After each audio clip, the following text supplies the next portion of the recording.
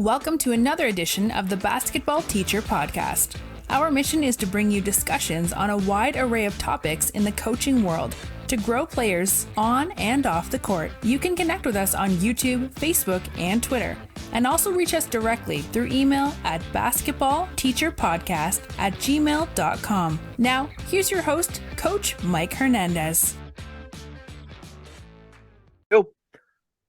Welcome back, everybody. Thank you guys so much for joining us here for another episode. Wherever in the world you are listening to us from, whatever platform you're listening to us on, as always, thank you guys so much for the support. Thank you for the kind messages. Thank you for all of the emails that you've sent in and all of the really nice things that you guys have sent our way.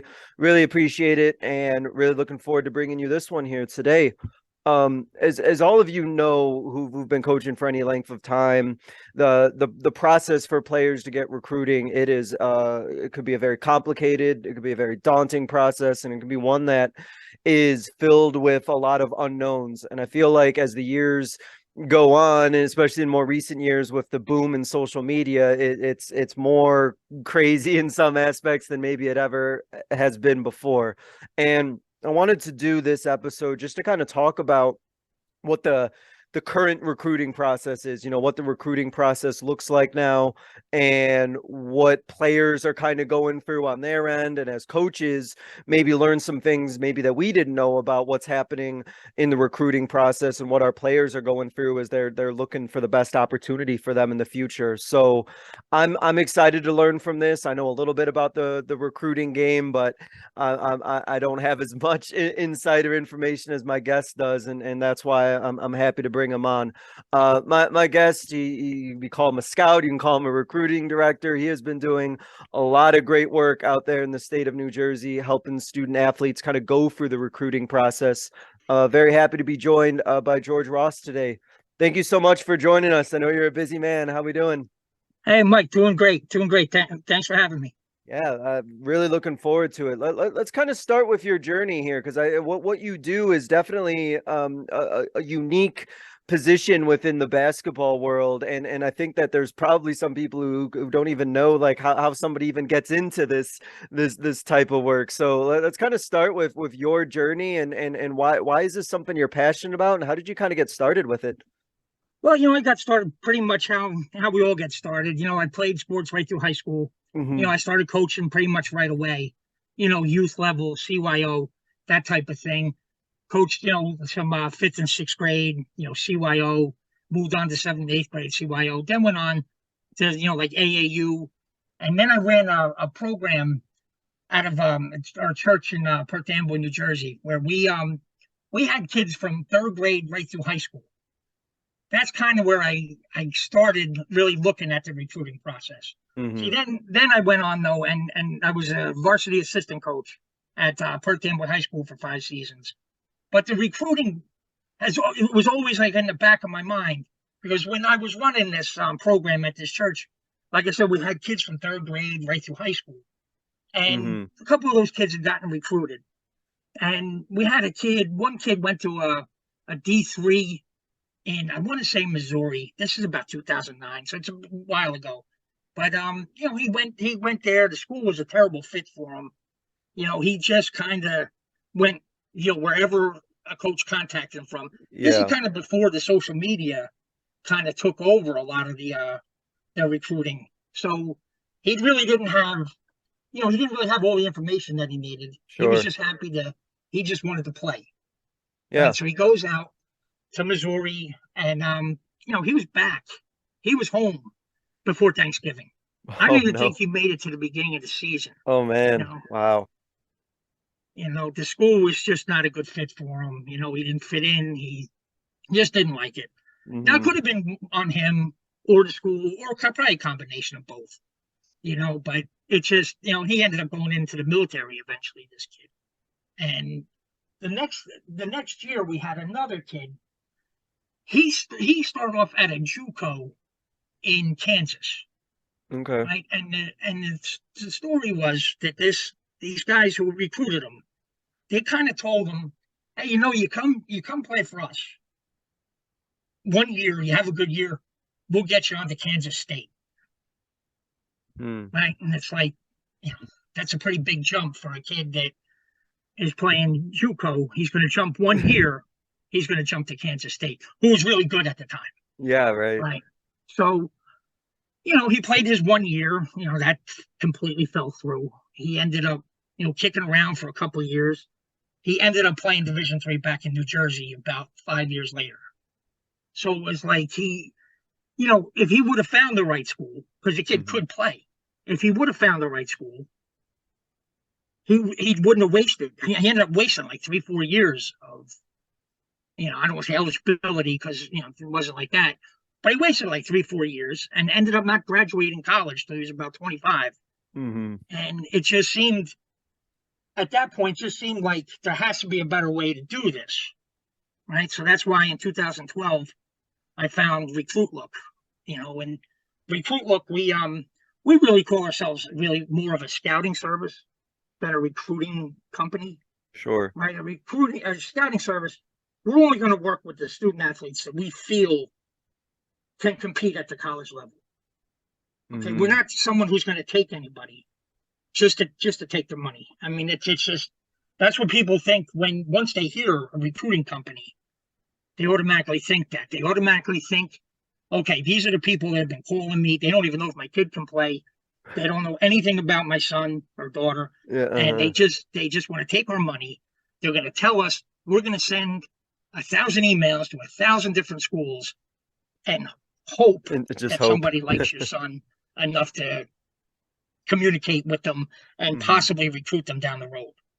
Right. But they'll let you think that email blast that they're going to send out to all these schools is going to get your son or daughter recruited. Sure. And, and we all know that that's not, well, we don't all know. I mean, a kid growing up, he doesn't know. He might think that one email to Coach Calipari and he's playing at Kentucky, right? If he gets Coach Cal in the right mood, he might, give him a shot. There's a lot of things that are told to kids that, we know from being around long enough that isn't true. But the kid himself and even his parents, they don't know. Yeah, exactly. And they're gonna listen to a story from somebody who most of the time had another kid recruited. They could point to a kid, say, "Oh, well, I worked with, take your pick, a big time Division I player," and the parents seem to think that, "Oh, well, he got so and so a scholarship," but that's not the truth. That kid would have got a scholarship to any school he wanted. Yeah, exactly.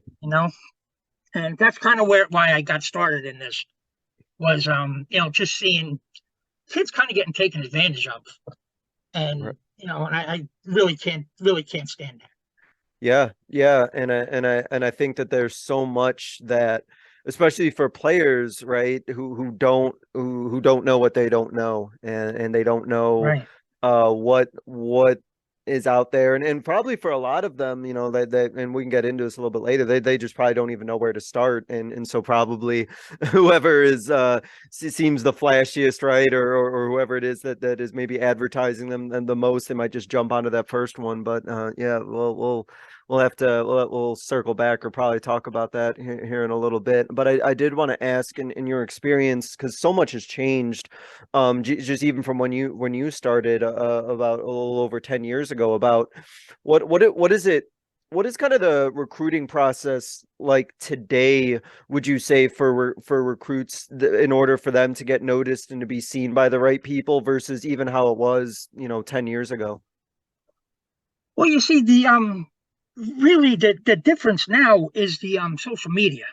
I mean, the social media, I mean, that can mess with a kid. I mean, in so many different ways, right? So you always hear this story about the kids.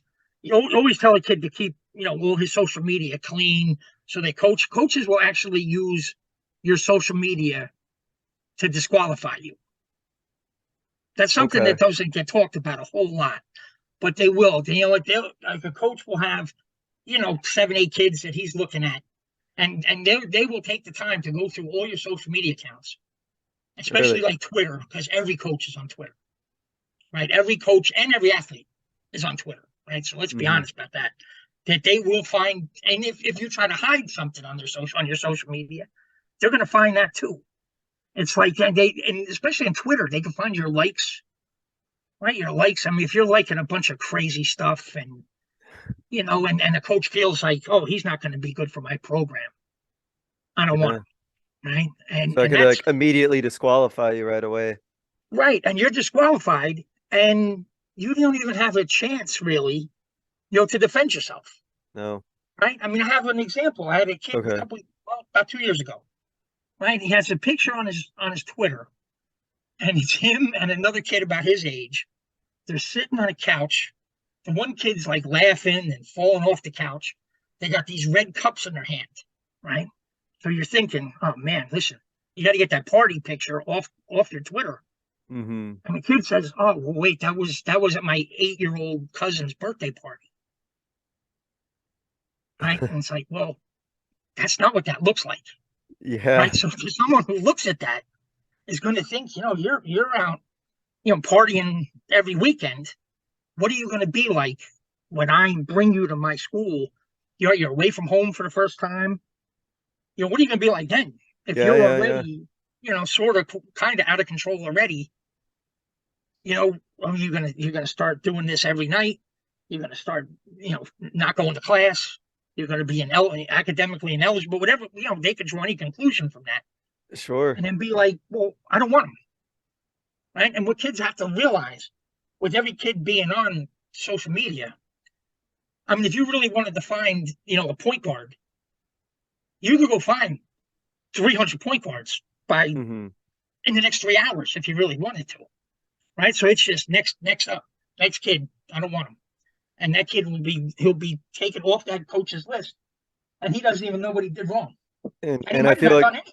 well, once you're off that list, I'm sure you're never getting back on it because, like you said, there's so many others that are out there. Right, right. I mean, it'd be like like if we were going for a job, right, and we're both going for a job at Microsoft or whatever. Come take your pick, and we have something that they don't like. Mm-hmm. You're done. You're never gonna, right. You have something wrong on your resume or something that they don't like. You're gone. You're off the list, and that's it, right? So you have to keep your social media like a resume almost, right? And it has to be, kept clean. Has to be kept up to date.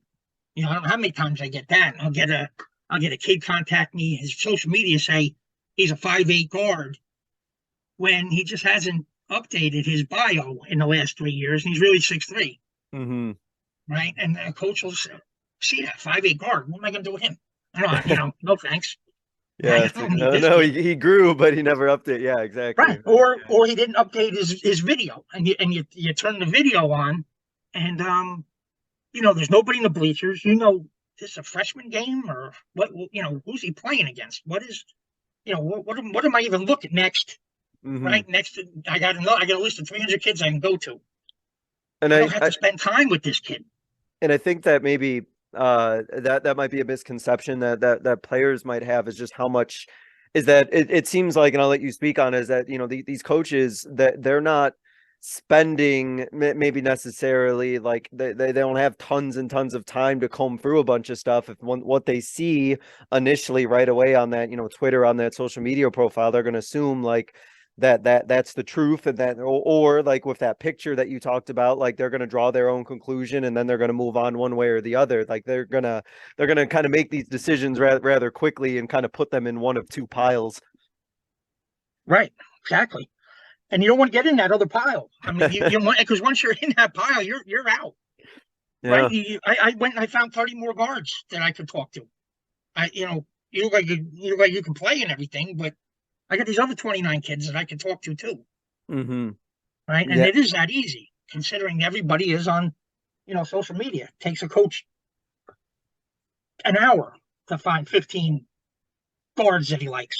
And I wonder if that's kind of maybe something that maybe players don't understand, or maybe even we as coaches can probably help our players with, is I think that especially with social media and how much is out there and how many players are out there, and how wide the recruiting area is, maybe sometimes our players don't necessarily understand how many people they're competing against and just how many people there are out there. Like you can kind of get, you know kind of stuck and kind of like look around you in your immediate neighborhood or your immediate area and think to yourself like, oh, like I'm the best player in this area or the best player in this neighborhood, but maybe not realize just how many people that you're competing against for a spot collegiately. And I wonder if maybe some players don't really understand how many people they're competing against, or maybe we as coaches got to do a better job kind of letting them know like who their competition is when they're trying to get recruited.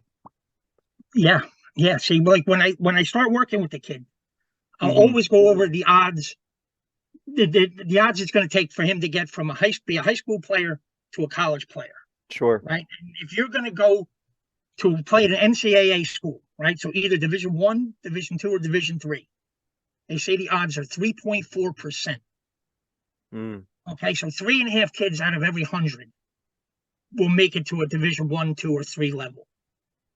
Okay, and that breaks down to 1% Division 1, 1% Division 2, and 1.4% Division 3. Hmm.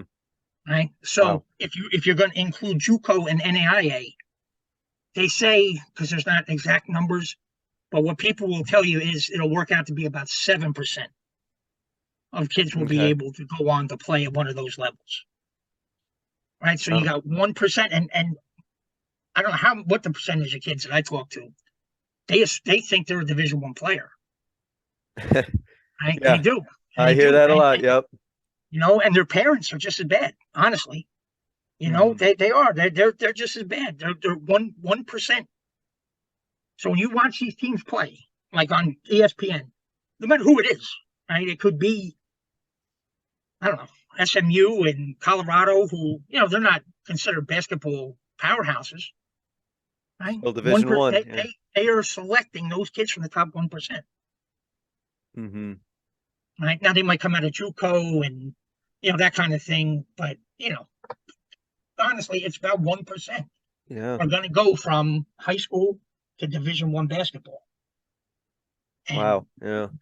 and I mean the odds of that are just And so I you know think when you kind of put it that way, and then you're like that is who your competition is to try and get that 1%. That's once you start thinking about that way, like who it is, how many people in that sense, then that recruit has to be either better than or has to just how many positions are available. I think maybe hopefully helps put the reality in. Again, not saying it's impossible, but at least puts it in a more like realistic term so that the players understand like just how select it is at that level, at any collegiate level. yeah, yeah. I mean, I don't think people realize that. I mean, and there's like another stat that I always like to bring up is Hmm. everybody's looking for that full ride, right? The full ride athletic scholarship. Yeah. 1% of college athletes, actually, they say less than 1%. I've heard like 0.8% of college athletes are on a full ride athletic scholarship, and that's in all sports. Mm. So your odds of getting that full ride athletic scholarship are almost lottery odds sometimes. Yeah. I mean, it's Yeah. you just have to say like it is, right? And it's something that the kids will never pick that up, right? Hmm. They're all county. They're a great player. They've only seen what they've seen, right? Sure. I mean, you can't blame them, but sometimes you have to open a kid's eyes to listen. Your competition is the world. Right? Yeah. In college Yeah. basketball, you can't watch a game without seeing international players. Right. Yeah, So, that's so true. someone's recruiting these kids in Croatia and Argentina and all over the world. Hmm. So to say that, oh, I'm the second team here would be Middlesex County. Well, second team Middlesex County guard. I had a great season, so yeah, you're a good player. No one's saying you're not. But when you start talking about Division 1, I mean, are you on that level? I mean, honestly, you're not. 90%, well, 99% of the time, you're not, Yeah. Yeah. right? Yeah. I think And the just the skill level or what really is a D1 athlete. And I think you've probably had to have this conversation before too. Like what actually is a D1 athlete, I think is just it there's probably a lot of players and even probably a lot of coaches who really don't understand truly what that means to have the skill level to play at that level at any D1 school. You know, people really don't, you know, and like anything else, like if you, like with your high school team, if a kid is the best kid you've ever coached, right? He's the best kid you've ever seen. He's the best kid you've coached. So, you know, you can fall into thinking that your kid is better than other kids in other places. You know what I mean? You can start. I've been there. Yeah. I've been there. I've thought a kid, oh, he's a Division I player. Oh, and then the coach like, well, he's 5'11". Yeah, but he's really quick. Yeah, but he's 5'11". Yeah, I know, but he's tough. He's I can talk myself into believing that my kid is much better than he is. And people fall into that. And for a lot of coaches, right? They want what's best for that player too, and they're sure. trying, they're seeing it through a different lens too, right? Right. Yeah, of course. I mean, we all want, because these stories about, you hear them, and I'm sure you've heard them, about coaches, trying to not let a kid, like someone comes and talks about a kid, like a college coach comes to him, and the coach badmouths him and doesn't want him to get a scholarship, doesn't get offers, or doesn't want him to be recruited. I hear those stories. I can't imagine those stories. I can't imagine them being true. I have to come right out and say it, that I don't think a high school coach gets a call from a college coach and the coach says, I want to talk to you about Johnny Smith. And that coach says, Johnny Smith? No way. Johnny Smith has an attitude about he's this. He said, blah, blah, blah. I can't imagine that ever happened. I don't think it does. But we hear about it, that it does, like it happens every day. And I can't imagine that happening pretty much ever. Maybe I'm wrong, or maybe I don't know. Well, I mean, I consider myself a coach first, so maybe I'm just defending coaches, and I don't want to admit it, but I don't think so. I don't think that ever happens. Well, I surely hope I never come into a situation in my career where I feel like that's something that I would say. So that's what I hope. But I was also, curious about when it comes to players, when I think one of the topics I hear talked a lot about, and it's talked about on Twitter and talked about on social media and everything, is about exposure and players putting themselves in a position to be seen in terms of events they go to or showcases they show up at, and trying to make sure that they're seen by the right type of people and go into the the right type of of events and things of that nature.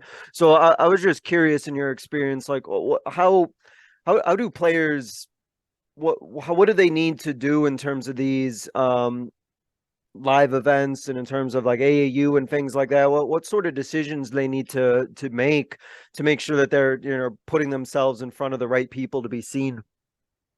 Okay, so we're not talking about the Division I kids, right? Talk about anybody who's got aspirations beyond high school and just wants to be out there, be noticed and seen. Yeah.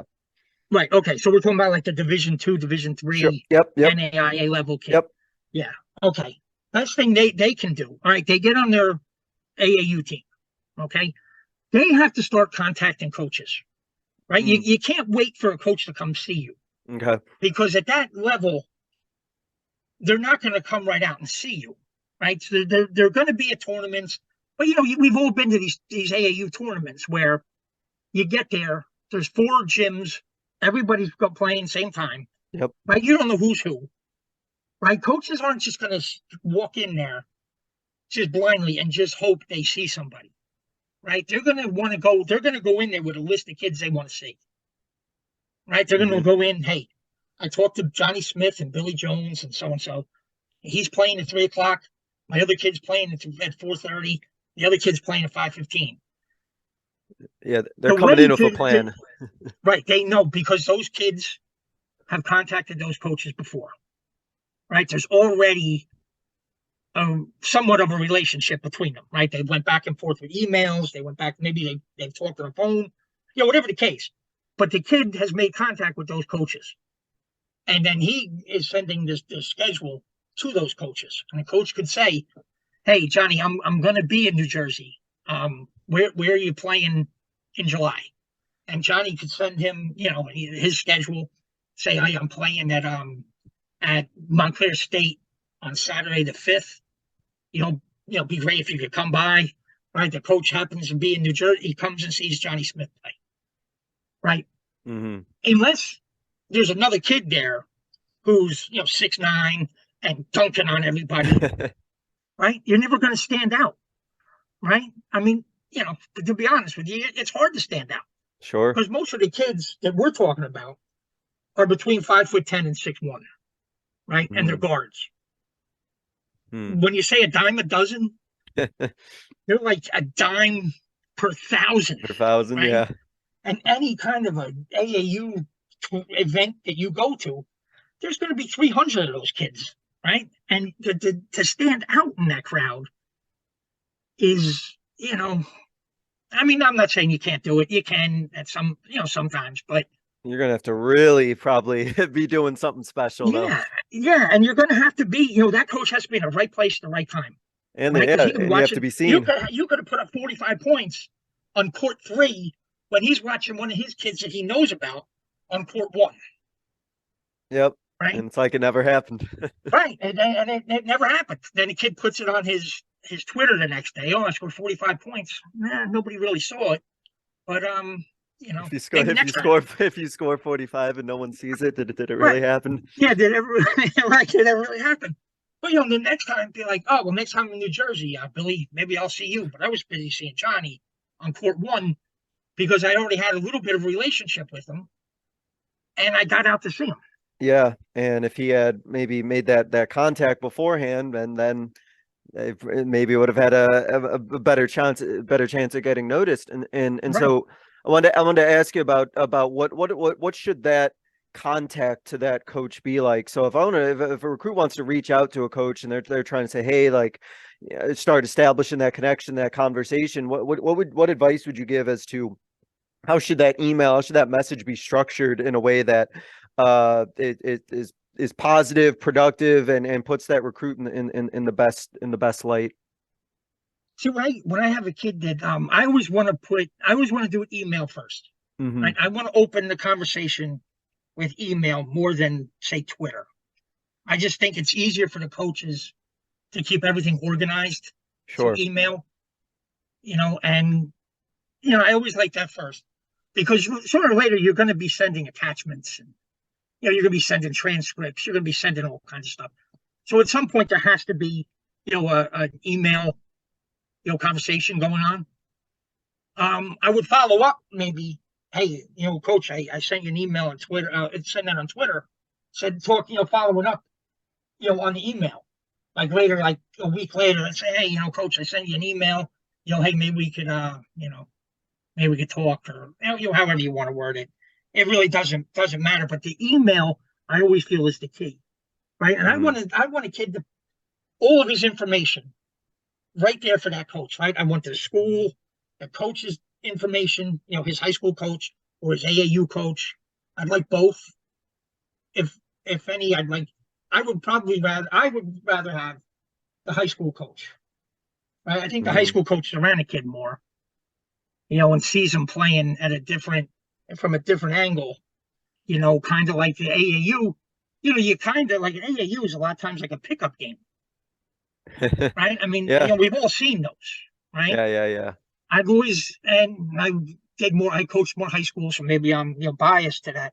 But I always like the high school coach, to be contacted by a college coach, because I think he could also talk about, grades, all that kind of stuff, attitude, how he is with teammates, how he is with other teachers. Mm-hmm. I think you could get more of a really like a picture of how that kid really is.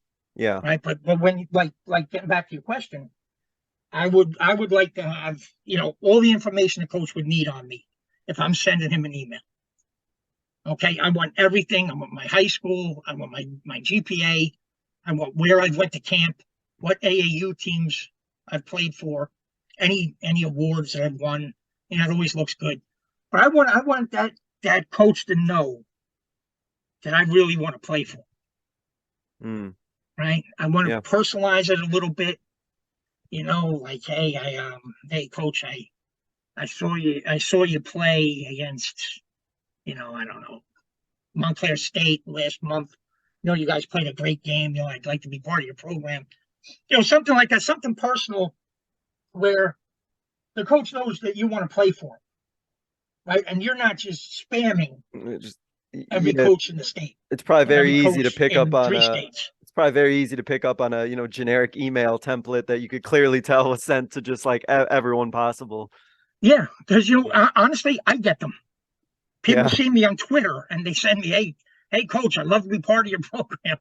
And they say, wow, how many people did you send this to? You know, I do. I get it. I got one yesterday. Yeah. You know, and and whatever. I mean, I don't care. I look at it, but some guys won't, right? Yeah. That's why we go back to that old style of recruiting company that people have in their mind, where they're going to send 1,000 emails, right? So if you're the Mm, coach at I don't know, East Stroudsburg or someplace, Division II, you're going to get all these emails from all these kids, or sure. about all these kids from whatever the company is. And the first 5, 6 of them are going to be kids that really don't have the talent to play Division II. Right. So now Hmm. every one of those emails that gets sent to this guy, he just stop opening them. But go, these Mm. guys again with their email. No, no thanks. Right. I mean, you could see how that would be. That would Yeah, be like yeah, yeah. spam. That'd be Yeah. spam at that point. Yeah. It's just like it's not worth it. Yeah. That Right. makes sense. So, and the email, and what I left out is the email has to come from you. It has to come from you to the college coach. And you have to have, and something kids are getting better with it, but you have to have a professional sounding email, right? It has to be. Yeah, I've yeah. seen emails you wouldn't Uh, believe, right? So, I mean, it has to be something. Even if you set up a Gmail account just for your recruiting, it's probably right? easier to do it that way. Just have Yeah, and a everything's separate email kept just for it. Yeah. right, and everything's kept in the same spot, and it's Johnny.Smith 8. Or I used a bad name because there's gonna be a million Johnny Smiths maybe, but you know what I mean. It'll Yeah, yeah, be yeah. Johnny.Smith 8 at gmail.com, right? Right. Something professional sounding. Mm-hmm. I mean, I can't tell you how many ridiculous sounding emails the kids use, and but kids are getting better at that. I will give them that. Maybe it's easier than when I started. Maybe it's easier just to start a new Gmail. I guess years ago, they had some email since they were 10, Yeah, and yeah. they've been using that for the last 7 years. Right, right. And So you like get that like professional email in. right, Yeah. like zero tolerance at Mm-hmm. yahoo.com. Let's not, let's get away from that. You know, Yeah, that's funny. Um, you mentioned about and I know we talked before we started recording. You talked about recruiting services and in general, and there's so many out there, and I think there's more that pop up every single day. I think when one closes, like two show up in its place. What should players, parents, coaches, what should they know about recruiting services and in general, and how to make sure that they're finding ones that are actually going to serve their needs well versus ones that are just going to happily take their money and not do anything for them? okay, yeah, the one thing you'll see them on Twitter all the time, right? And I like to refer to these people as time wasters, right? These are the guys who they'll post something and it'll be like, do you want to play? I just saw one yesterday. Okay. It said something like, do you want to play for North Carolina football? Drop your huddles. Right. So 200 kids think somehow that this is directly going to North Carolina. And it's actually football. I see it a little more in football than basketball, but I still do see it in basketball too.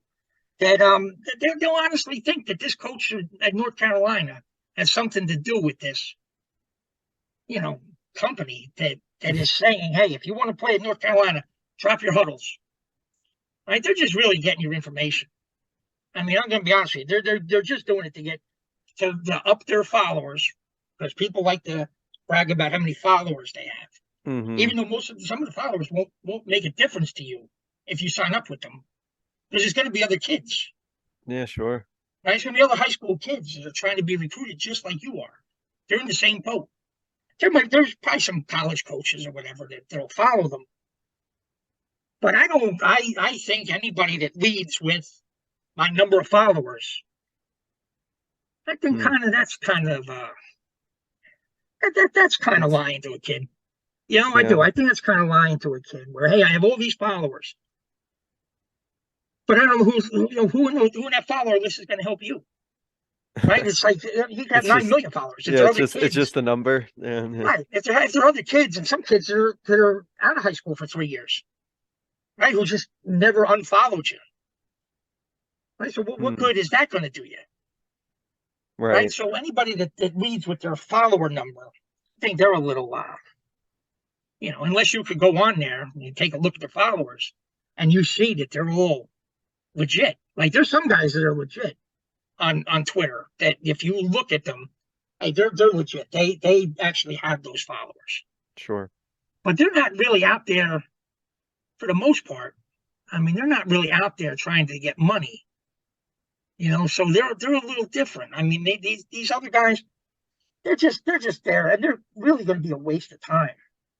Right. So, those guys, then there's another company, and I don't remember the name of them, but they've been around for a while, where they'll send out emails for you. And if a school opens your email, they send you an email saying, Georgia Tech is looking at me. Right. You used to see this a lot more than you do now. Maybe they've calmed down with this.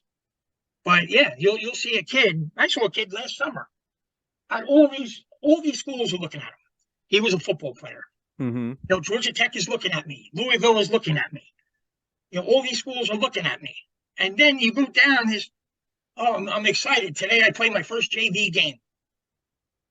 Let that sink in. Oh, right? No. Yeah. Right. Tonight I play my first JV game.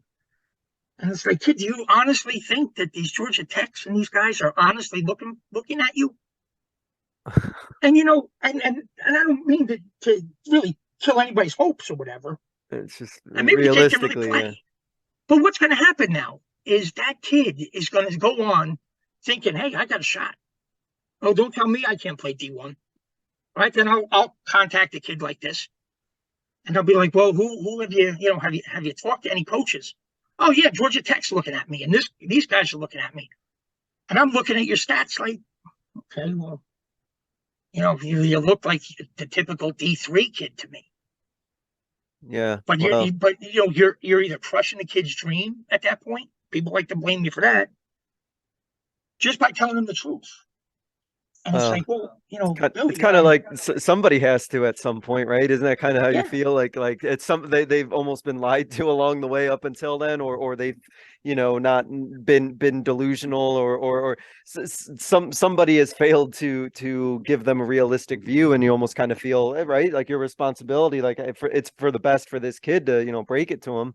Yeah, because when you come on, say you come on and work with me, and we start contacting Division I schools like you want to do, and you don't start getting any response, right? You've already wasted 2 years thinking that the Georgia Tech coach is going to send you an offer one of these days. Mm-hmm. Right? I mean, and like we said early on in this, that you don't know what you don't know. I mean, there's no way that these kids would know this. Like this kid, I think he was a Pennsylvania kid. He's going to go on thinking that Division I offer is coming, right? That his senior year, he might still be thinking that, right? He'll go to camp at some, one of these schools, just as a moneymaker, right? Let's be honest. I mean, the college coaches, they have to have camps, right? A lot of the coaches make money on the camps, yeah, right? That's how they do make money a lot of times, especially like assistant coaches. That's where all their money comes from. So they have these camps. They have to sell them out. Like you take like a basketball program, say a Division I program. Right? They might bring in, I don't know, 3 kids a year, 4 kids a year. It's only allowed 13 scholarship players, right? And it's a head count sport. So you can't, right? So if you're giving a kid a scholarship, you're giving the kid a full scholarship. Right? So you're not even like a football scholarship, below FBS, like FCS. You can have like, you just have a pool of money that you could split up your number of scholarships that the school is going to offer. And you could bring in 3 kids on a full scholarship. Right? And you get that full scholarship money, you break that up 3 ways, bring in 3 kids. I mean, basketball, like if you play Division I, head count sport is, you get a scholarship. Once you give a kid $1, that counts as your scholarship. So if they're having a camp of, who knows, 3 weeks, 200 kids each time. You got 600 kids coming to camp. You're really signing 3 kids, 4 kids tops. Yeah. Right, what about the other 296 kids at that camp? Right. You have to numbers go at that this. point. Yeah. Right.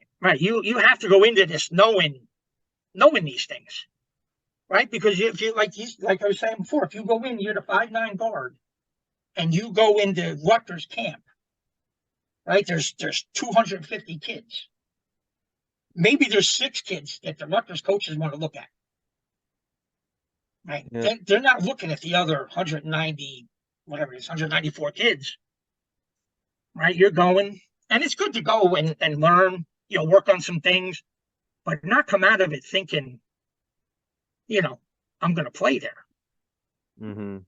Right? Yeah, so, and then also people will always correct me when I say that.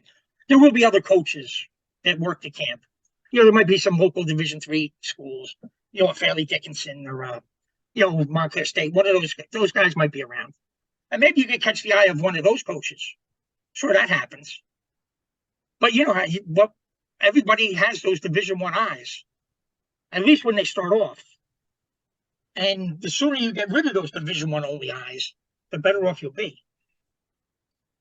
Yeah, it's I think one of the things that I've kind of just heard reinforced a few times from talking to you is just the numbers that are involved and just how select it is in order to be playing at that next level. And you kind of break it down in numbers. I think that it's just kind of a good kind of a wake-up call maybe for a lot of coaches and players, just how few spots there are and just how exceptional a player has to really be to be playing at any level, because there's just not that many spots that are there available. Right. There's too many players for too little spots, and that's just kind of how it is a lot of times. But at Division III, there's a lot of opportunities at Division III. Here's the thing that people go for it. Yeah, talk about that. People never seem to understand. Every year, you have the same talk with people, right? And Division III coaches, they can offer merit scholarship money, academic scholarship money, endowment money. I've seen the kid get a leadership scholarship money, where a Division III school can actually meet the same deal a Division II coach can give you. Right? Now, it won't say, athletic scholarship on it. But the money that you're going to have to pay out of pocket, or, the money that it's going to actually cost you to go there, let's say, is going to be the same. Right? See, this is something people get mixed up all the time, is they think that there's no athletic scholarships at Division III. But there's other ways that Division III coaches can work with you. And there's even more ways than I know, because I hear things all the time about, like state schools where a kid, if you go to a Division III school, which is a state school, let's say, and like Pennsylvania has a bunch of them through Penn State, and New York has a bunch of them too, where if you have a job and you live on campus for a year, you can then start to pay the state cost for going to school. Mm-hmm. Now, I don't want anybody to quote me on that. You go through your coaches, if you contact those schools, Penn State, Harrisburg, Penn State, Lehigh Valley, whoever it is, Penn State, Altoona, right? But what I'm trying to get at is, if you start contacting these Division III schools, you'll see that these coaches, if they want you, they can make it work for you. Right now, of course, you're probably going to have to pay something. I mean, other than Division I, I mean, nobody gets a full scholarship. Yeah. Right. I mean, Sure. you could sometimes combine academic money, things like that. But for the most part, you are going to pay something. Right. And what I always say to people is, hey, you know what? You want to use basketball to help you pay for your education.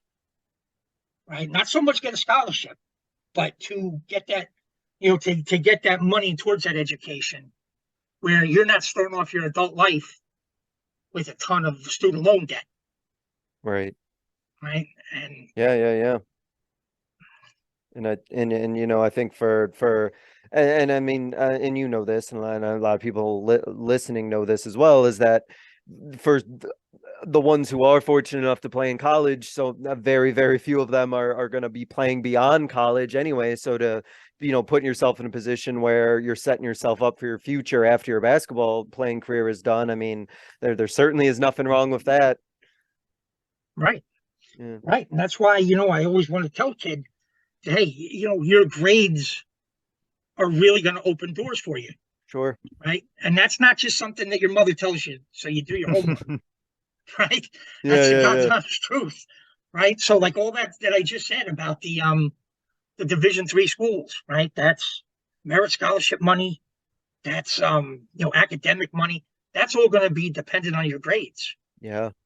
Right. So if you have those good grades, you have a whole list of schools available to you, that the kid who's just a basketball player, who might be better than you, right? The kid that's better than you has a 2.3 core GPA, right? Division III, there is no minimums, right? That's another thing. Everybody kind of gets confused, where they say, okay, to play Division I and II, you have to have a 2.3 minimum core GPA. Mm-hmm. Okay, so that's those top level players, like we've been talking about. Right. Those Division III level players, right? Those schools, Division III doesn't have any minimums, right? You're going to have to get into the school,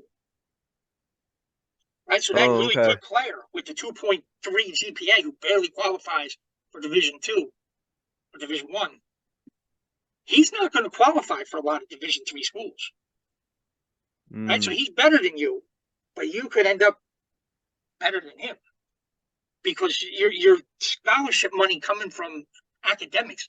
Schools give out way more academic money than they do athletic money. Athletic money, yeah, sure, of course. Right? So, I mean, that kid who's a good player, I mean, obviously you have to be a good player. You have to be able to play at that level, the coach coaches at. I mean, we all know that, right? That's a given. Mm-hmm. But if you can play at that Division III level, and you have that 3.5 core GPA, or that 3.3, right? You set yourself up for that merit scholarship money, that academic scholarship money, endowment money, all kinds of different things go into it. But without going out and really searching where you fit, you're never going to learn that. Mm-hmm. And that's the part that I think gets missed by a lot of kids, is there's more opportunities than they think, but the opportunities aren't the ones that they're thinking about when they think about being on ESPN, playing against North Carolina on a Tuesday night. Sure. Yeah, and go ahead. Okay.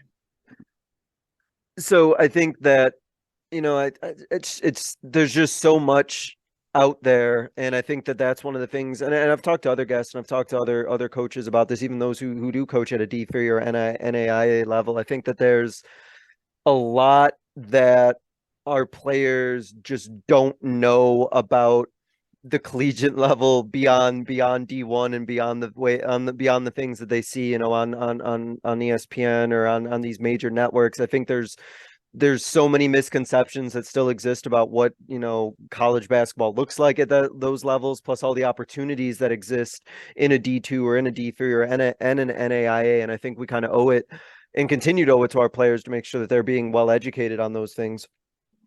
Oh yeah, definitely. And I always say to people that the only people that say Division III basketball isn't good basketball are people that have never seen it.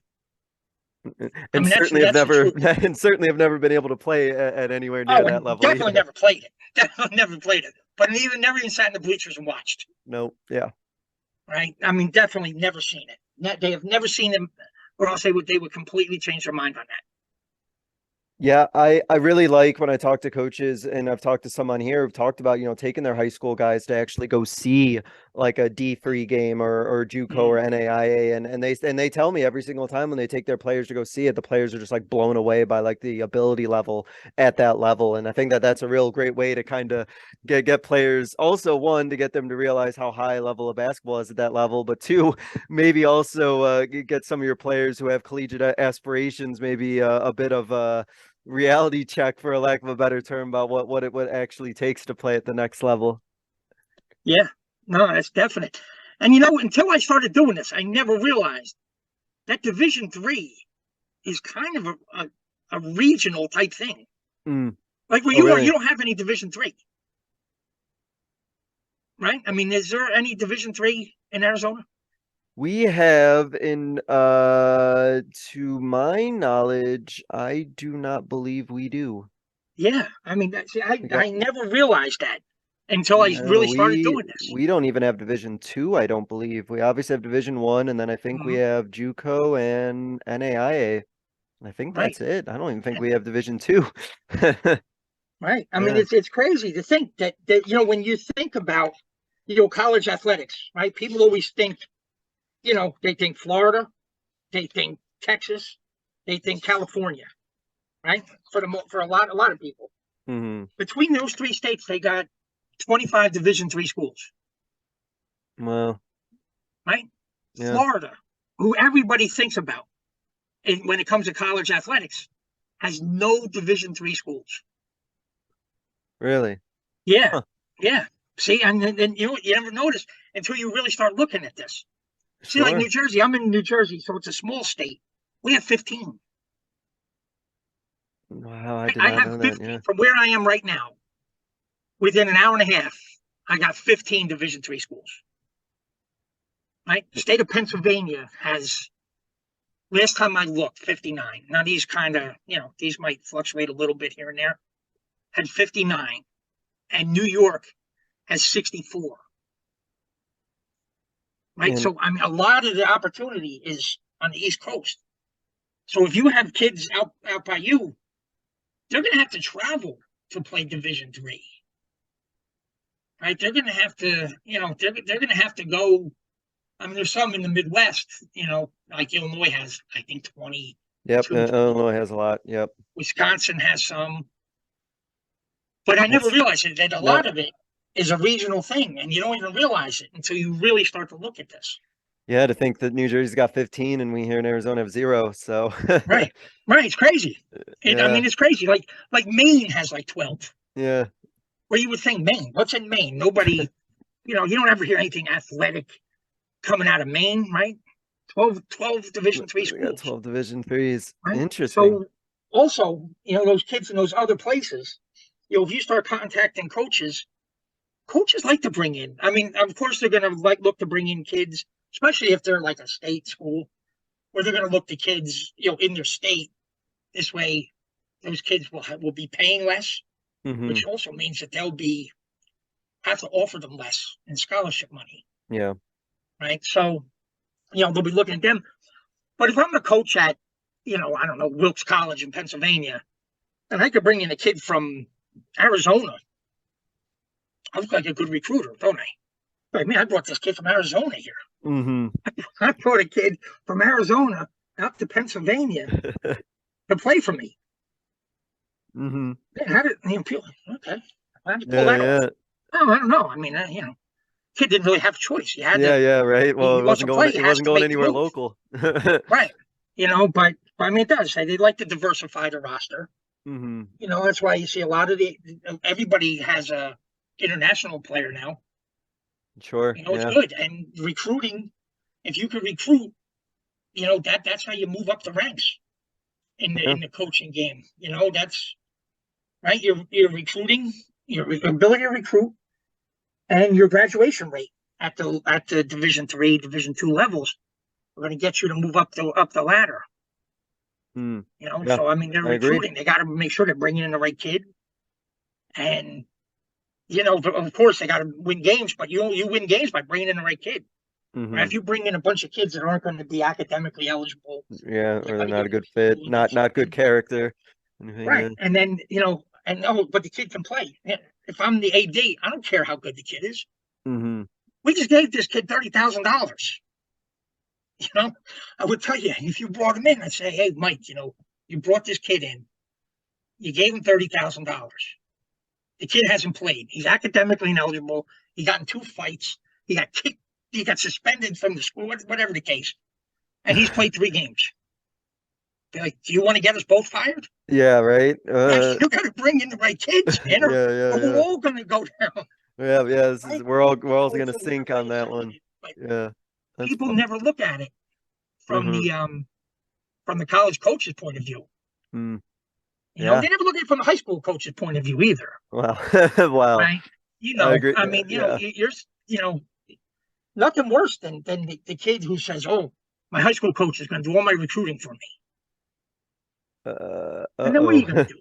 Right? What are you going to do then? You're going to, you know, you're going to get all this, all these emails and all this stuff. You're going to send it to all these coaches,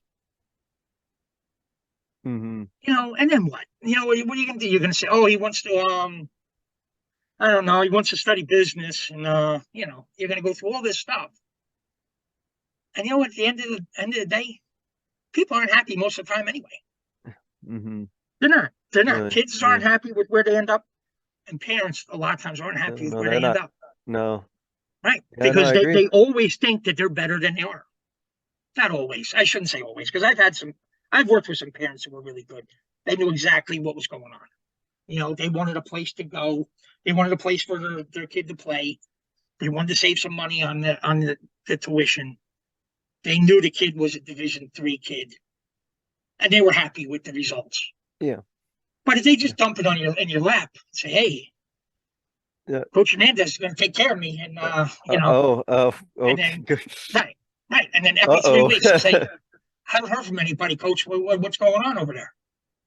Well, Um, well, yeah, like hey, don't put this all on me because right, don't put it all on me. I got 7 seniors here. You know, what yeah. am I going to do? I'm going to sit here and I teach, I do this, right as soon as basketball season's over.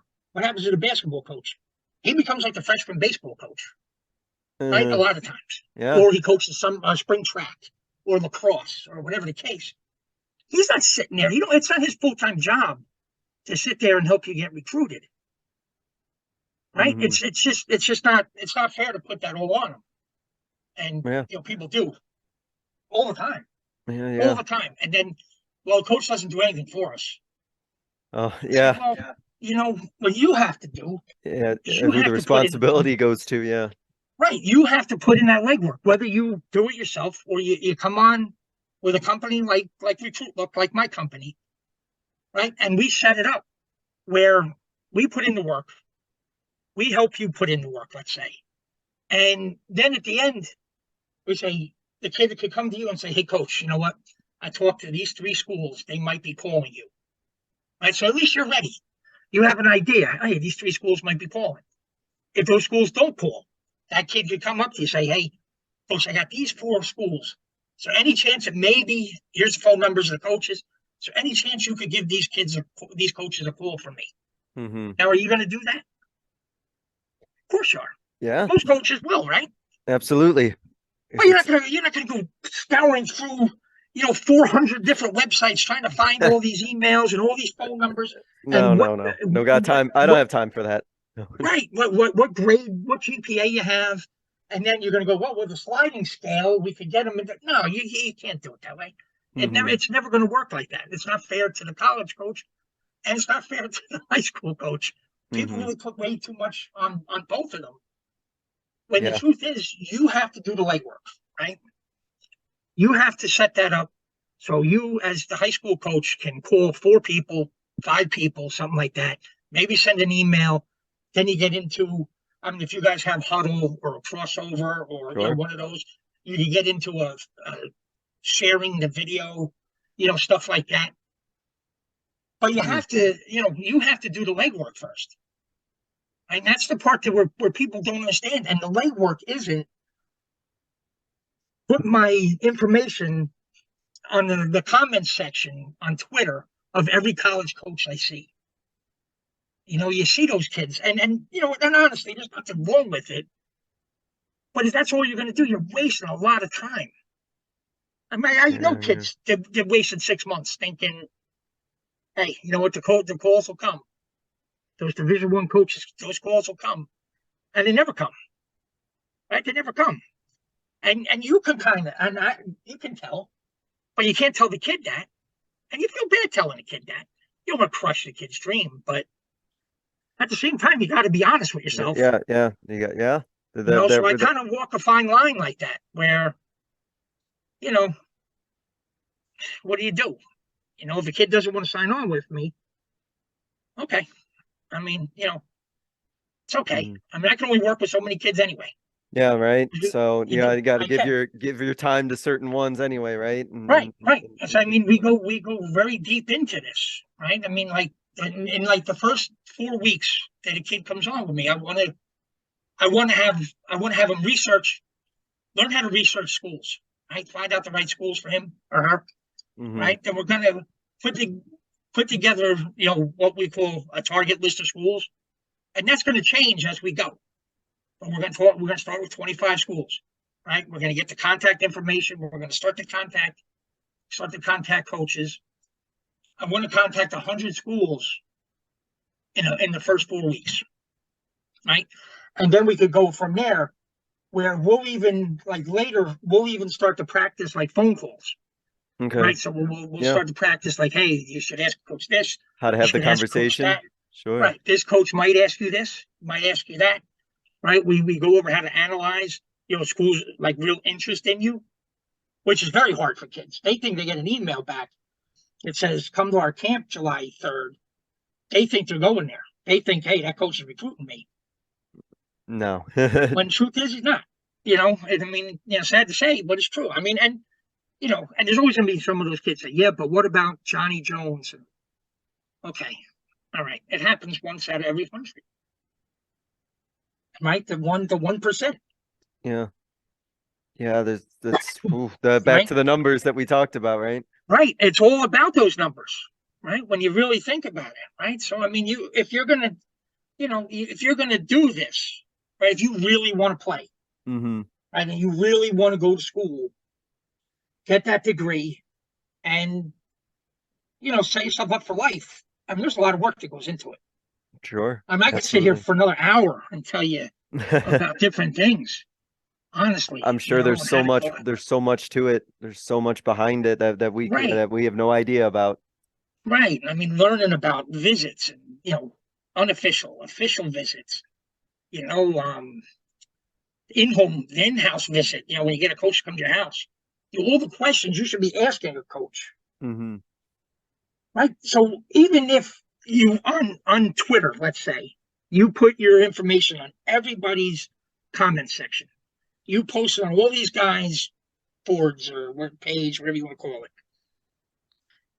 and a coach does happen to see it and contact you. That's only the very beginning, That's right? just That's the like the very very beginning of the first. Yeah. process, Yeah. right? And it might have taken you 6, 7 months to get to that point, right? Now you think about all those kids that have gotten offers and they were on visits and all this stuff in that time. I think about how far ahead in the game they are, Wow. Yeah. right? There's Because so I mean, much. like we both are, both coaches, right? So, I mean, if you say you find that point guard that you like, you find him, I don't know, September of his junior year, where you're coaching Division III, let's say, you Mhm. might just stop recruiting at that point, right? You got the commitment from this kid. You know he's coming. Those kids have been wasting their time for the last 6, 7 months.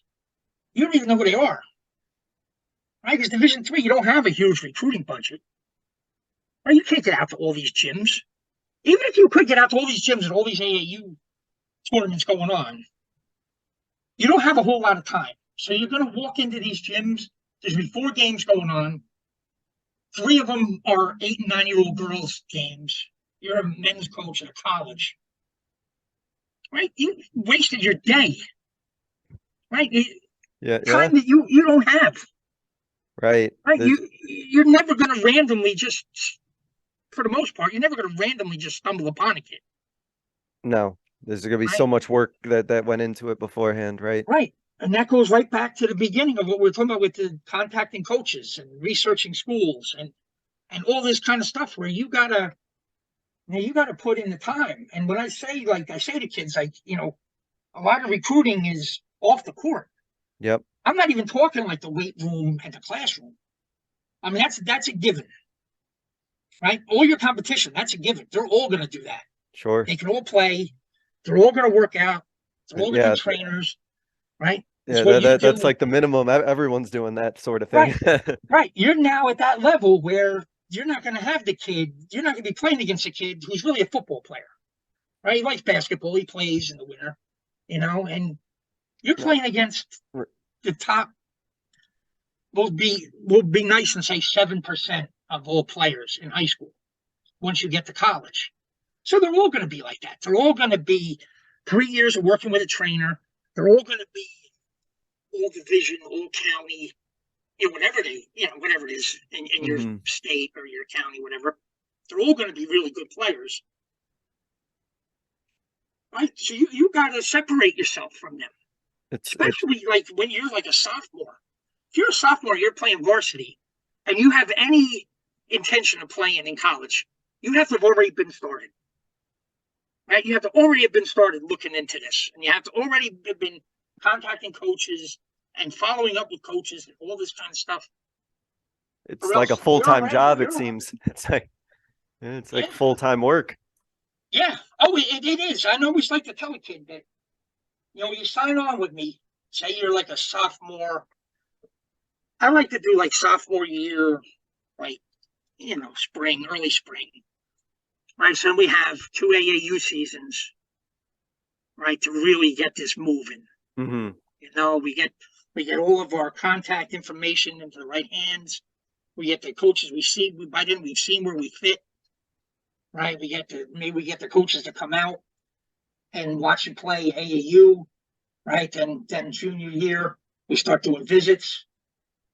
Right. It takes a lot of time and a lot of work to really get this right.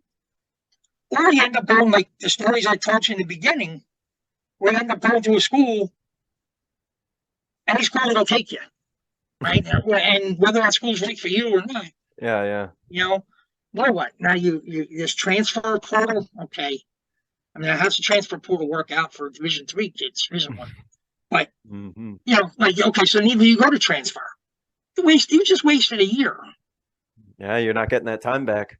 Right, you just wasted a year. I mean, you could have put in the time and the effort a year ago and really found out where you want to go. Right? Because the kids that do the worst with me are honestly the kid that says, when we start talking about academics, he says, "Oh, I just want to play football," or "I just want to play basketball."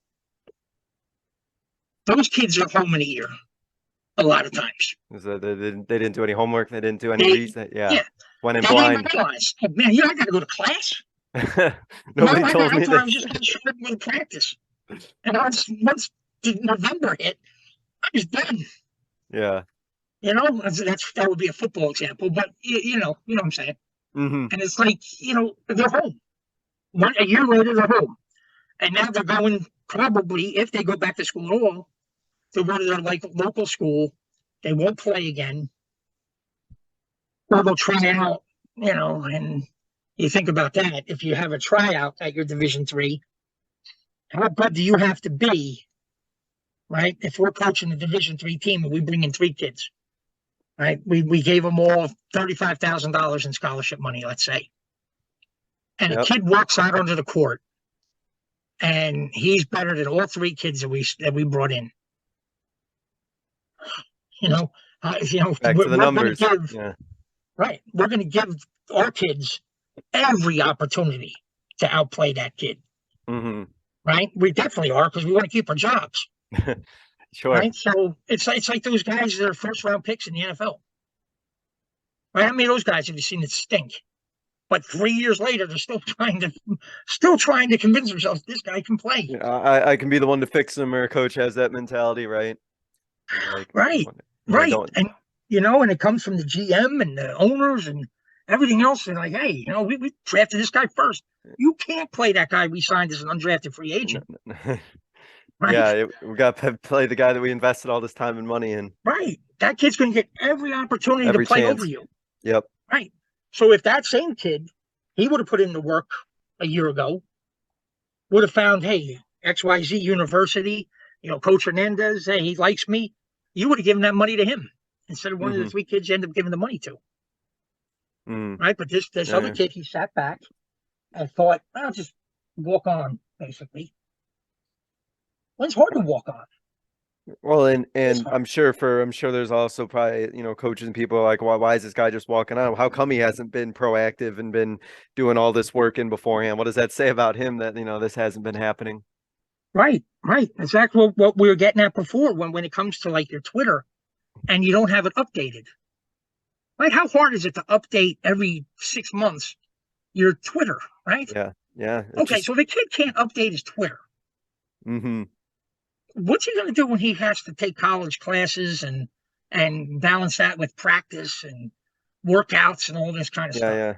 Yeah. Right? So I want that kid, right? And like you were saying about the email to send a coach, you want to look like a professional, right? Because you're a professional now, right? You're going to college. There's no more, my mother's going to send a note. There's no more of that. I mean, you got to look professional.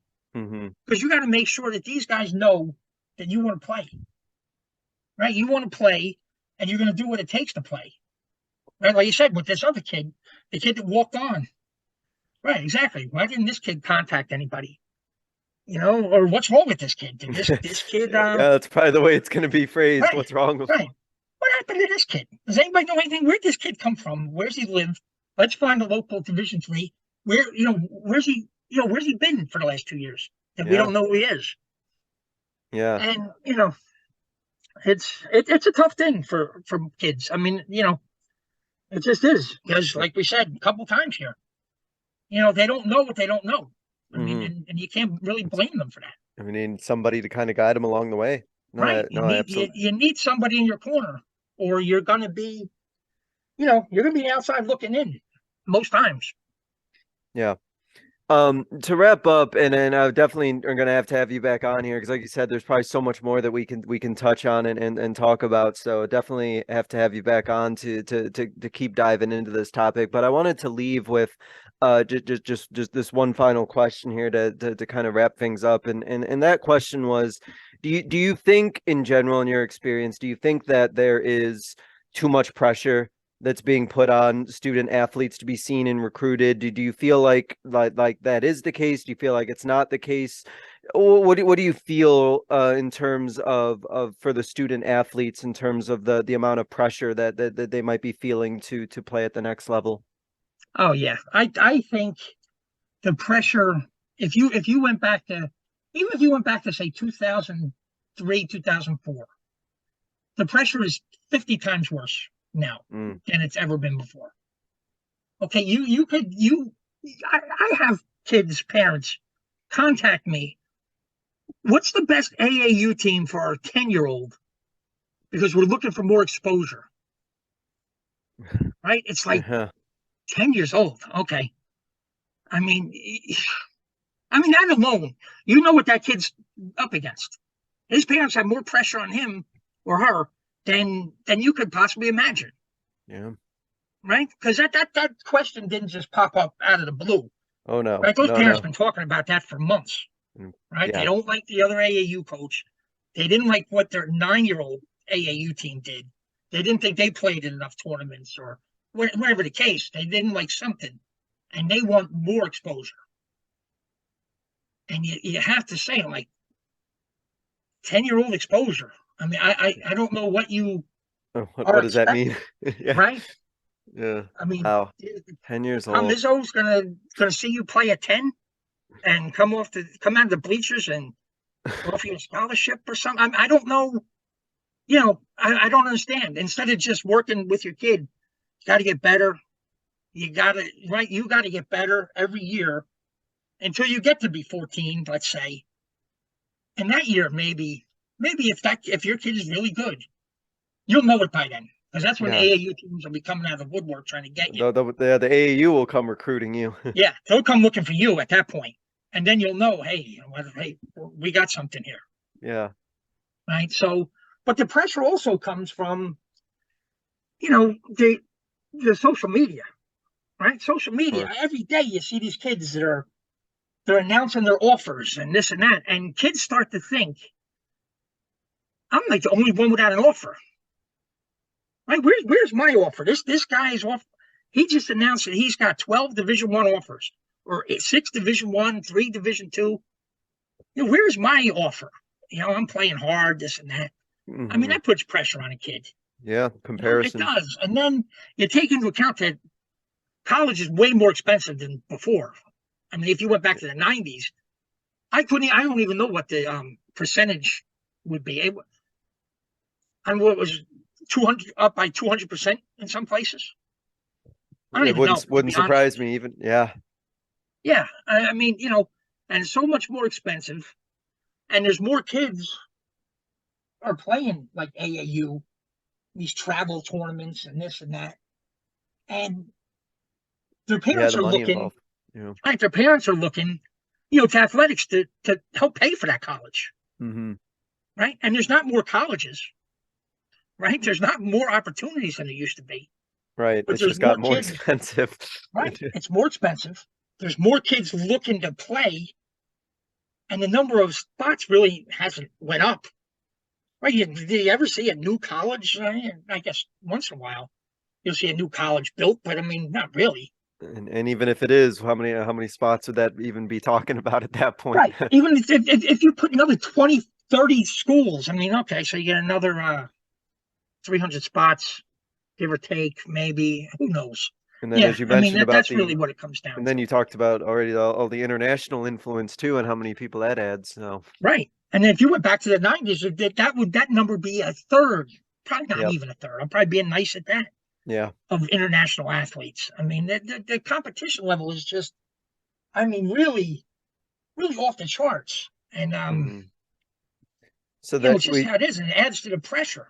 And then you have parents who honestly have no problem spending $8,000-$10,000 a year on an AAU team, a personal trainer, and what else? Just a basketball trainer. I know a kid who has a speed coach. Really? Wow. Yeah, has a speed coach. I'm not sure exactly what that even entails, to be honest. I don't know. I can't say I know either. I don't know, but he's got one, because one time I called him at the wrong time. He was on his way to meet with his speed coach, right? And they're willing to spend this money from the time the kid's 12 years old. It's an investment, yeah. Right. That's a lot of pressure, though. It's a lot.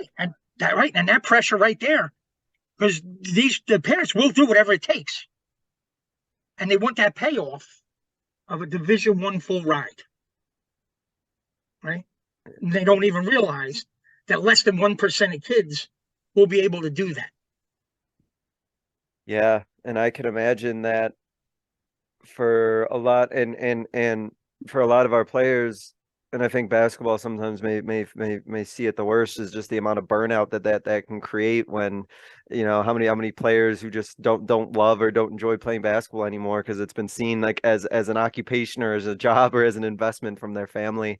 And I think there's probably a lot that we could do as parents or coaches or just adults in general to not make our players feel like basketball is a job for them at 10 years old, and that and sap all of the love and enjoyment out of it from them. Yeah. I mean, like you said, some of these kids have, by the time you see them junior year of high school, they've had a full-time basketball job for the last 5 years. They've been playing year round. They're going to trainers year round. They traveling for AAU tournaments and travel tournaments and this and that year round for the last 5-6 years. Mm-hmm. Right. Wow.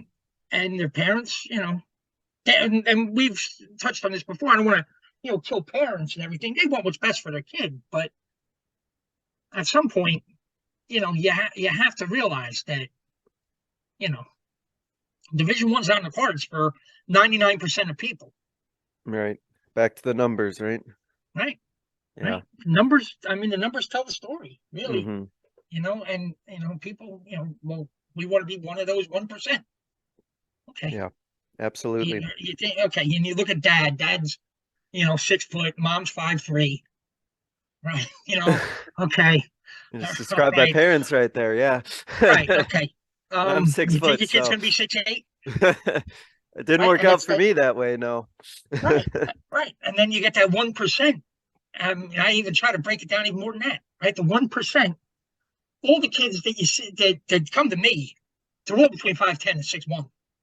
Yeah. Right. So that 1% also takes every 7-footer you've ever seen at the college level, every 6'10" kid you see, every 6'6" kid that jumps out of the gym like Vince Carter or somebody. Right. What part of that 1% is left for that average kid? Yeah, who might be a smart player, a tough player. Yeah, sure, you're a good player. You're not going to be the Division I player, though. You're right. Right? And you hate to break the kid's heart sometimes when you tell them this. But it's just the way it is. Yeah, somebody has to, though. Somebody's got to be the one who's got to lay it out to them, but there is going to be some of those who do end up making it. So just letting them know, like, this is what you're up against, and right. Hey, you want it? Hey, I hope you get it. But I'm just letting you know that the odds are so far against you when it comes to that Division I dream that everybody has. That somebody does have to tell you. Yeah. Absolutely. Coach, I'm gonna definitely have to have you back on because there's so much stuff that I'll have to cover here for a part 2 sometime down the line. But I just want to thank you for coming on and just scratching the surface here, talking about just so much that's involved with the recruiting process, and as we've talked about, right, the numbers part that's involved, and just kind of the realistic situation that recruiting is, and then also some really great advice to help recruits out and ways that they can put themselves out in the best position possible. So I'm going to call you Coach because that's just what I'm so used to calling you. And I know you are still a coach at heart. So Coach Ross, I just want to thank you for coming on, talking about it, and keep doing what you're doing. And hopefully the things work out really well for all the players that you work with. Thank you so much. Yeah, Mike, thanks for having me. And thank you guys so much for listening. This was another edition of the Basketball Teacher Podcast, and we will see you guys next time. Thank you for listening to another edition of the Basketball Teacher Podcast. Make sure to connect with us on YouTube, Facebook, and Twitter, or reach us directly through email at basketballteacherpodcast@gmail.com. Take care, be safe, and we'll see you next time.